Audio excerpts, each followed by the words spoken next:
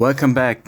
Now, this bi-weekly design was make a game with a map or make a cartography game. I don't know, something like that. It was not that hard of a specification, but something with a map, something with cartography. And I made a game about both navigating through a map and creating a map. In my game, you're gonna work with a partner, and your goal is going to be to find as many landmarks as possible. And here's how it works.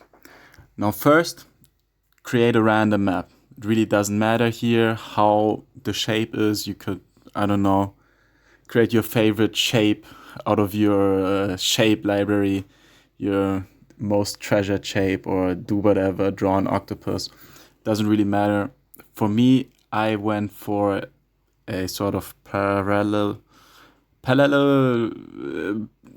you know the shape. Yeah, after you're done, one player has to go out of the room, close their eyes, do whatever, stare on their phone. Just don't look at the map. And the other player will flip all tiles on the map. And then he gets 4 minutes to draw a map on paper. So here you want to draw a map which hopefully has all the landmarks in there and all the obstacles to avoid.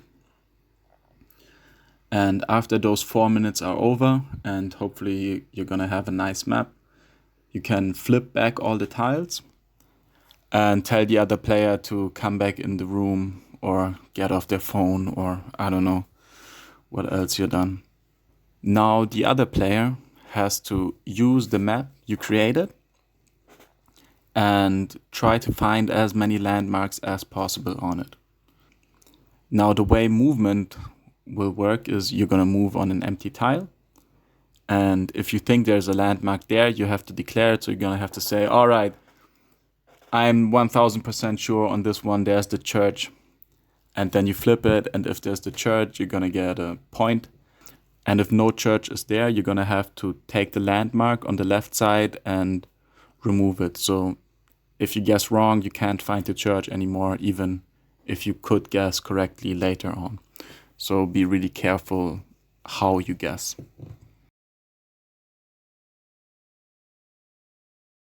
And also every time you move on a tile, even if you do not think there's a landmark there, afterwards you're gonna flip it.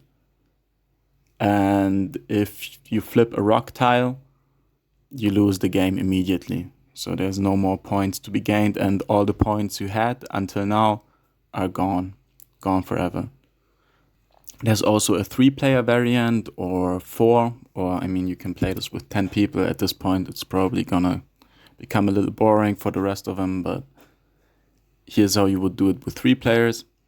With 3 players, one player will first create a map, and this time they're not gonna do it randomly. They can create a map in whichever way they want to. The only thing you are not allowed to do is make a map which is impossible to navigate through. So you can't just wall off stuff with rocks, for example. And then the other 2 players get to navigate the same way before. You're gonna repeat that 3 times. And the winner will be the person who got the most points in total. And that's it for me for this time. I hope you enjoyed this short little design. I'm sad I couldn't really do a lot more because I was short on time. But I still think it turned out well.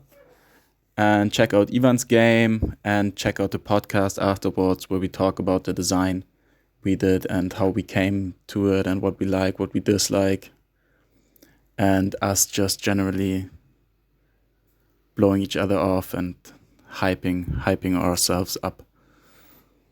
Yeah, thank you for tuning in. See you guys next time.